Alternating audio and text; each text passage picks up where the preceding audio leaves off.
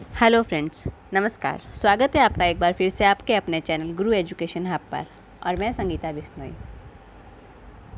अभी तक हमने चैनल पर 16 वीडियो अपलोड किए हैं, यानी कि कक्षा 6 की विज्ञान के 16 चैप्टर अपलोड कर दिए हैं।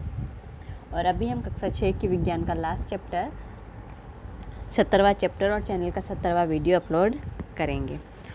और जिन्होंने चैनल को सब्सक्राइब किया है, वीडियो को लाइक किया है, वीडियो देखा है, शेयर किया है, उनको बहुत बहुत धन्यवाद। और जिन्होंने चैनल को अभी तक सब्सक्राइब नहीं किया है तो वो चैनल को ज़रूर सब्सक्राइब कीजिएगा, वीडियो को लाइक कीजिएगा, शेयर कीजिएगा और सब्सक्राइब करने के बाद बेल आइकन दबाना बिल्कुल ना भूलिएगा, ताकि मैं जब भी वीडियो अपलोड करूं तो आपको नोटिफिकेशन मिलती रहे। और जो आप लोगों की डिमांड है रीट के अकॉर्डिंग और कांस्टेबल के अकॉर्डिंग, तो मैं कल 2-3 दिन बाद में 1 तारीख तक मैं वो डेफिनेटली कन्फर्मली शुरू कर दूँगी। तो अभी हम आज कक्षा 6 की विज्ञान कंप्लीट करते हैं, जिसमें 70वां पार्ट है वायु, जल व मृदा, जिसमें कुछ इतना खास कुछ नहीं है, लेकिन थोड़ा बहुत पढ़ना ज़रूरी है ताकि एक बार बाय चांस एग्ज़ाम में कुछ आ जाए और वो हमसे मिस ना हो। इसलिए हम इस चैप्टर को देख लेते हैं। तो शुरू करते हैं बिना किसी रुकावट के। कक्षा 6 का 70वां पार्ट वायु, जल व मृदा, एयर, वाटर एंड सॉयल। इसमें क्या क्या पढ़ेंगे? वायु और वायु के घटक, वायु की क्या उपयोग है, जल, जल चक्र, जल संग्रहण, मृदा और मृदा के प्रकार। तो वायु और वायु के घटक, वायु में क्या क्या है, कौन कौन से घटक है वायु में? तो वायु गैसों का मिश्रण है। ये वायु रंगहीन होती है, गंधहीन होती है, स्वादहीन होती है। वायु में ना तो कोई रंग होता है, ना वायु की कोई गंध होती है, ना कोई स्वाद होता है।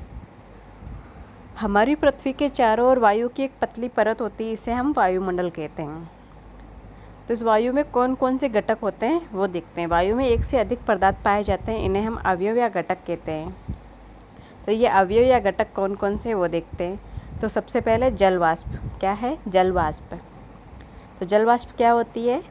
जब वातावरण की वायु किसी ठंडी सतह के संपर्क में आती है, यानी कि जब वातावरण की जो वायु है वो किसी ठंडी सतह के संपर्क में आ जाए तो उसमें उपस्थित जल वाष्प संघनित होकर ठंडी सतह पर जल की बूंदों में परिवर्तित हो जाती है।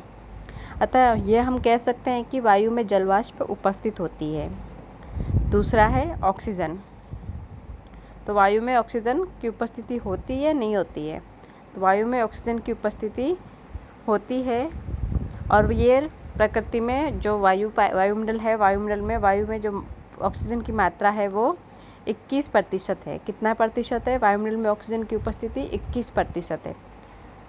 और तीसरा है, और इसी में ऑक्सीजन क्या करती है? ऑक्सीजन गैस जलने में सहायक होती है। ऑक्सीजन गैस किस में सहायक होती है? जलने में सहायक होती है। फिर तीसरा है नाइट्रोजन। नाइट्रोजन गैस होती है वो बुझाने में सहायक होती है।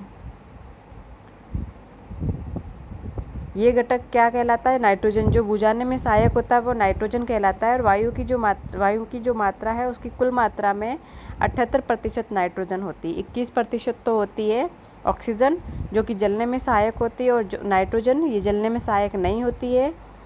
और इसका भाग होता है वायुमंडल में 78% नाइट्रोजन होती है। फिर है चौथा कार्बन डाइऑक्साइड गैस। तो पादप एवं जंतु श्वसन के दौरान कार्बन डाइऑक्साइड गैस वातावरण में छोड़ते हैं।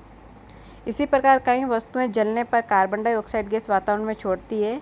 यही कार्बन डाइऑक्साइड गैस वायु का एक घटक है। वायु की कुल मात्रा में कार्बन डाइऑक्साइड 0.03% होती है। तो ऑक्सीजन होती है 21%, नाइट्रोजन होती है 78% और कार्बन डाइऑक्साइड 0.03%। फिर है धूल व धुआं। ईंधन एवं पदार्थों का दहन करने से धुआं उत्पन्न होता है। धुएं में कुछ गैस व सूक्ष्म कण होते हैं। जब हम आंधी में चलते हैं तो हमारे चेहरे पर छोटे छोटे धूल के कण टकराते हैं। अभी आंधी का मौसम चल ही रहा है हमारे यहाँ पे, 2 दिन से राजस्थान में तो आंधी चल रही है, आंधी बारिश का मौसम है। जब आंधी आती है तो आंधी के साथ धूल के कण उड़कर आते हैं, मतलब तेज़ हवा के साथ धूल के कण आ रहे हैं, तो धूल के कण वायु में उपस्थित होते हैं। तो वायु में क्या क्या उपस्थित होता है? वायु में oxygen, nitrogen, carbon dioxide gas के अलावा कार्बन मोनोऑक्साइड, सल्फर डाइऑक्साइड गैसें होती है। इनका एक निश्चित अनुपात होता है। 78% नाइट्रोजन और 21% ऑक्सीजन, और कार्बन डाइऑक्साइड और दूसरी अन्य गैसें होती है वो होती है 1%। तो वायुमंडल में जो वायु के घटक है उनके क्या परसेंट है? नाइट्रोजन 78%, ऑक्सीजन 21%, कार्बन डाइऑक्साइड 0.03% और बाकी अन्य गैसें जैसे कि कार्बन मोनोऑक्साइड, सल्फर डाइऑक्साइड वो 0.97%। तो वायुमंडल में ऑक्सीजन, कार्बन डाइऑक्साइड, नाइट्रोजन व अन्य गैसों का अनुपात निश्चित होता है, इन्हें वायु के घटक कहते हैं। तो हम कह सकते हैं कि वायु विभिन्न गैसों का मिश्रण है। इसमें नाइट्रोजन गैस है, ऑक्सीजन गैस है, कार्बन डाइऑक्साइड गैस है, कार्बन मोनोऑक्साइड गैस है, सल्फर डाइऑक्साइड गैस है। तो वायु गैसों का मिश्रण है। वायु रंगहीन होती है, गंधहीन होती है, स्वादहीन होती है और वायु स्थान घेरती है, इसमें भार होता है और ये दाब भी डालती है। तो वायु स्थान घेरती है, कैसे पता लगाएंगे? ये पता लगाने के लिए हम क्या करते हैं, एक पानी का किसी में पानी भर लेते हैं और उसको किस पानी के अंदर प्रवेश करवाते हैं, गिलास को। तो गिलास हम सीधी डालने पर वो गिलास एकदम अंदर जाएगी, लेकिन जैसे ही उस गिलास को हम लोग थोड़ा सा टेढ़ा करेंगे तो उसमें बुलबुले उठने शुरू होंगे। तो इसका मतलब ये है कि वायु के निकलने से गिलास का जो खाली हुआ भाग है वहाँ पानी भर जाता है और वहाँ से वायु निकलती है। तो अब हम कह सकते हैं कि वायु स्थान घेरती है। तो वायुमंडल में ऑक्सीजन गैसें कैसे प्रतिस्थापित होती है, तो वो देखिएगा। जंतु व पौधे श्वसन में वायुमंडल से ऑक्सीजन गैस ग्रहण करते हैं और कार्बन डाइऑक्साइड वायुमंडल में छोड़ते हैं। पौधे प्रकाश संश्लेषण के दौरान कार्बन डाइऑक्साइड गैस ग्रहण करते हैं और ऑक्सीजन गैस बाहर छोड़ते हैं। उक्त दोनों क्रियाओं के साथ साथ चलने से वायुमंडल में ऑक्सीजन गैस व कार्बन डाइऑक्साइड गैस की मात्रा का अनुपात निश्चित रहता है। अतः पौधा व जंतु एक दूसरे पर निर्भर है। पौधों को अपने प्रकाश संश्लेषण यानी कि अपने भोजन निर्माण के लिए कार्बन डाइऑक्साइड गैस की ज़रूरत होती है और मनुष्य को यानी कि मानव जाति को, प्राणियों को सांस लेने के लिए ऑक्सीजन की ज़रूरत होती है। तो इसलिए पौधे व जंतु दोनों एक दूसरे पर निर्भर है। अगला है वायु के क्या उपयोग है। वायु वस्तुओं के जलने में सहायक होती है। वायु जीव जंतु पेड़ पौधों में श्वसन क्रिया के लिए आवश्यक है। वायु नावों को चलाने, पैराशूट, ग्लाइडर, हवाई जहाज को उड़ाने में सहायता करती है। पक्षी और चमगादड़ आदि वायु के कारण ही उड़ पाते हैं। वायु फूलों के परागकण में सहायक है। ये बीजों के परिकीर्णन में भी सहायक होती है, यानी कि जो फूलों के परागकण इधर उधर ले जाने होते हैं उसमें सहायक है। वायु के बिना वो इधर उधर नहीं जा सकते और बीजों के परिकीर्णन में भी सहायक है। वायु बादल बनने और बादलों की गति के लिए भी आवश्यक है।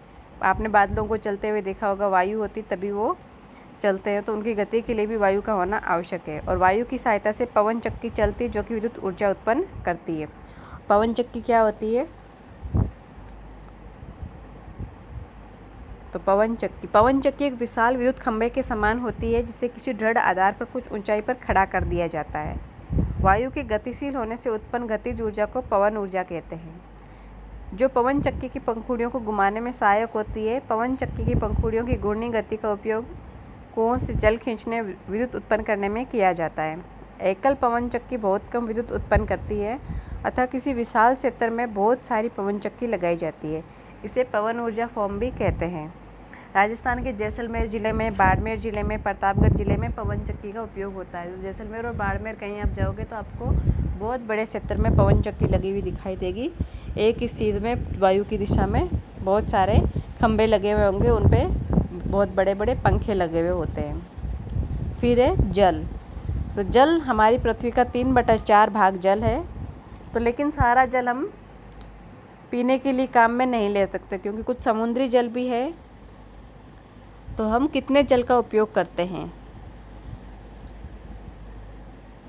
हमारे पूरे दिन में हम कितने जल का उपयोग कर लेते हैं, इसलिए कहते हैं जल को बचाओ, क्योंकि हम बहुत ज़्यादा पानी वेस्ट कर लेते हैं। तो जल के स्रोत क्या क्या है वो देखते हैं। प्रकृति में जल प्रचुर मात्रा में पाया जाता है। घरों में जल प्राप्त करने के लिए विभिन्न तरीकों में बहुत सारे तरीके हो सकते हैं, लेकिन इन सभी तरीकों का स्रोत समुद्र, नदी, झील, हैंडपंप, कुआं, बावड़ी या कोई टांका होता है। समुद्र व महासागर का जल नमक के कारण खारा होता है, इसलिए पीने योग्य नहीं होता है। अन्य स्रोत जैसे कि बावड़ी, झील, नदी, झरने, ट्यूबवेल, हैंडपंप आदि से प्राप्त जल पीने योग्य होता है। परंतु इस जल की जो मात्रा है पृथ्वी पर बहुत कम है, इसलिए हमें जल का उपयोग मितव्यता से करना चाहिए, बहुत कम उपयोग करना चाहिए। जितना उपयोग की जितनी ज़रूरत हो उतना ही उपयोग करना चाहिए। जल के अवयव क्या क्या है? तो जल का जो रासायनिक सूत्र है वो है H2O, जिसमें हाइड्रोजन की 2 परमाणु और ऑक्सीजन का 1 परमाणु मिलकर जल बनाते हैं। तो जल के भौतिक और रासायनिक गुण क्या है? शुद्ध जल होता है वह रंगहीन होता है, गंधहीन होता है, स्वादहीन और पारदर्शक द्रव होता है। जल का क्वथनांक 100 डिग्री सेंटीग्रेड और जल का हिमांक 0 डिग्री सेंटीग्रेड होता है। जल जब ठंडा होने पर बर्फ़ बनाता है तो बर्फ़ का घनत्व कम हो जाता है और बर्फ़ पानी के ऊपर तैरने लगता है। विलायक के रूप में जल का बहुत अच्छा उपयोग होता है क्योंकि जल एक सार्वत्रिक विलायक है और जल में ऑक्सीजन घुलनशील भी होती है, इसलिए जलीय जीव जंतु जो जल में रहते हैं वो श्वसन क्रिया कर सकते हैं। तो जल एक सार्वत्रिक विलायक है। अब जल के क्या उपयोग है? जल के उपयोग है, जल का उपयोग हमारे दैनिक कार्यों जैसे कि खाना बनाना, नहाना, सफाई करना, पीने के पानी के लिए किया जाता है। जल का उपयोग एक सार्वत्रिक विलायक के रूप में किया जाता है और ये हमारे शरीर के तापमान को नियंत्रित करता है। जल हमारे शरीर में पाचन कार्य करने में मदद करता है। जल का उपयोग कल कारखाने, उद्योगों में किया जाता है। जल का उपयोग पेड़ पौधों, सब्जियों, फसल उगाने में भी किया जाता है। उसके पश्चात है जल चक्र।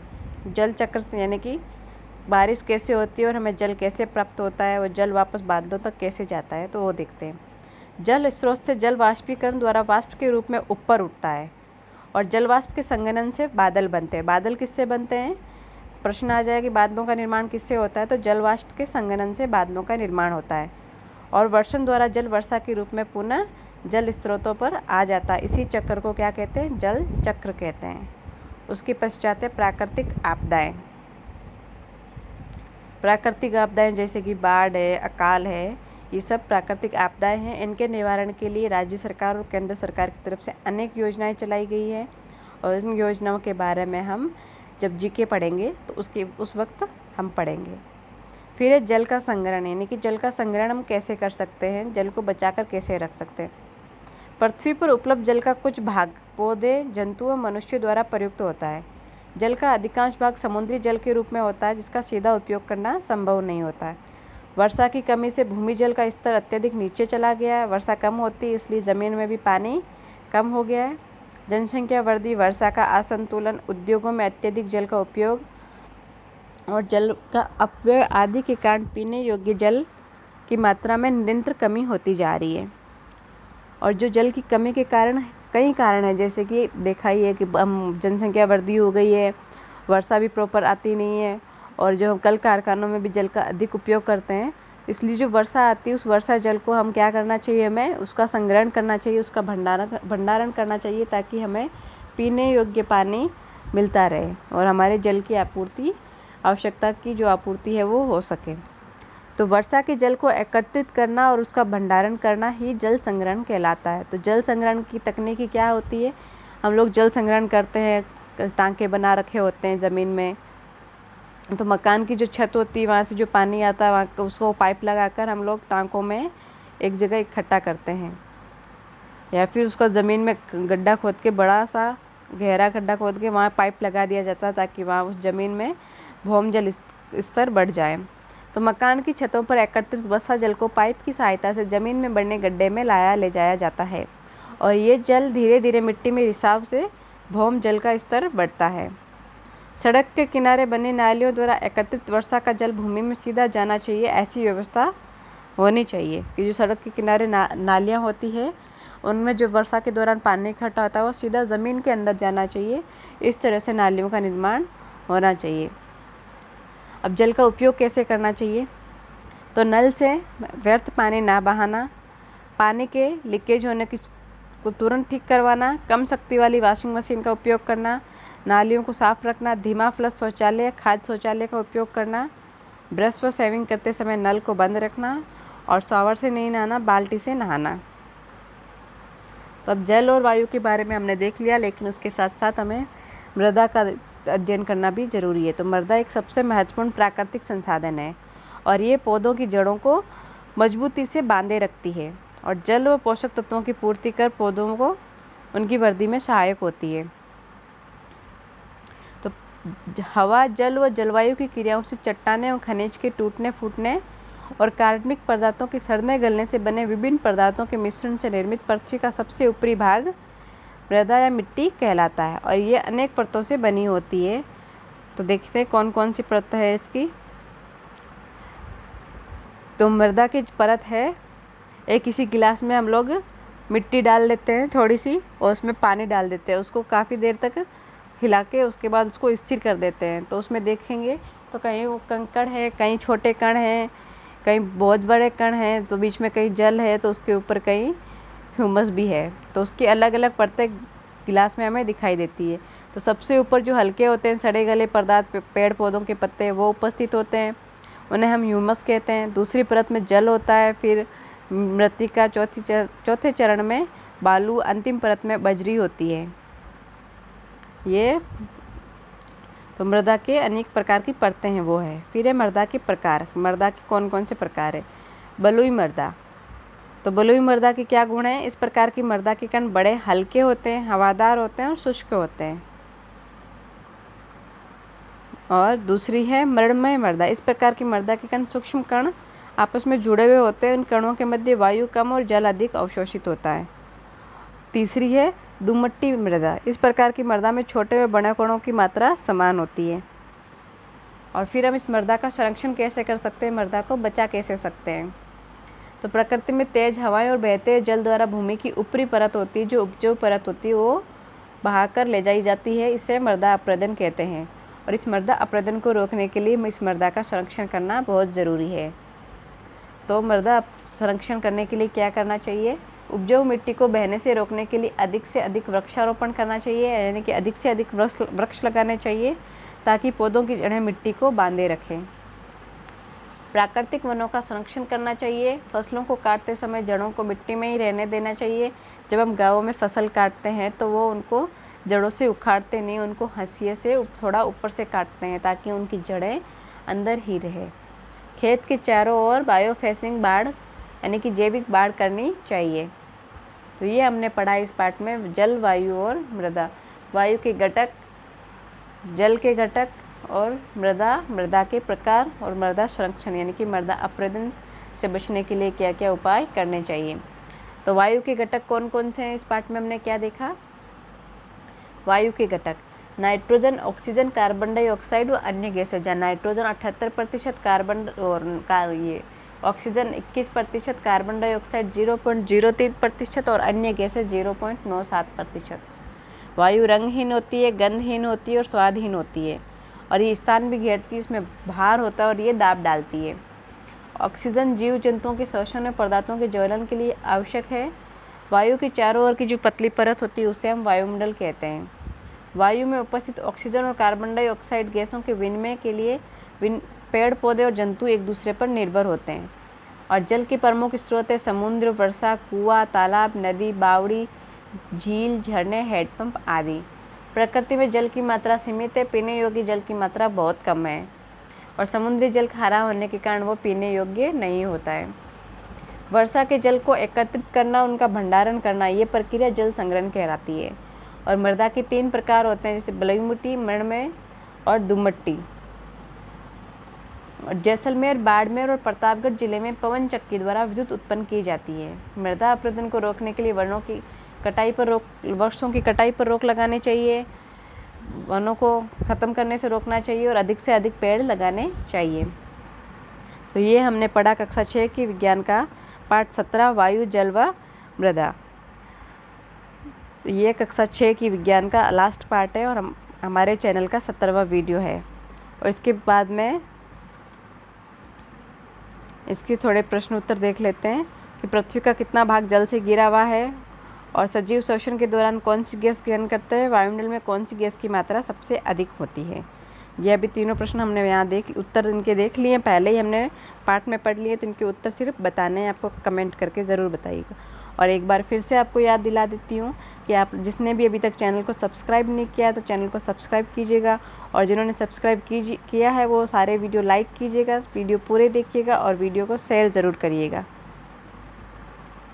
और उसके बाद सड़क सुरक्षा का एक जो है हमारे यहाँ पे राजस्थान में बच्चों को पढ़ाया जाता है NCERT के तहत, कि सड़क सुरक्षा में आप सड़क पार करते वक्त किन किन चीज़ों का ध्यान रखोगे। तो इसमें राष्ट्रीय राजमार्ग जो देश के विभिन्न शहरों को आपस में जोड़ते हैं, और राज्य राजमार्ग जो राज्य के विभिन्न शहरों को जोड़ते हैं, और स्थानीय सड़कें जो गाँवों को एक दूसरे से जोड़ती है। और सड़क पर चलने के कुछ नियम भी है। ट्रैफिक लाइट का पालन करना चाहिए, जो जेब्रा क्रॉसिंग है उसका उपयोग करना चाहिए। लाल रंग होता है उसका मतलब होता है रुकना चाहिए। पीले का मतलब है कि हमें सावधान होना चाहिए कि हमें चलना है या रुकना है। और हरे का मतलब है वो कि चलो रवाना हो जाओ। तो ये सड़क सुरक्षा के कुछ नियम भी है। तो हमने कक्षा 6 की विज्ञान आज पूरी कर ली है, यानी कि चैनल पर कुछ 17 वीडियो अपलोड हो चुके हैं। और कल पॉसिबल हुआ तो कल थोड़ा बिजी रहेंगे, थोड़ा विद्यालय से संबंधित कोई काम रहेगा, स्कूल से संबंधित, तो कल शायद वीडियो, कोशिश रहेगी कि मैं वीडियो बनाऊं कल।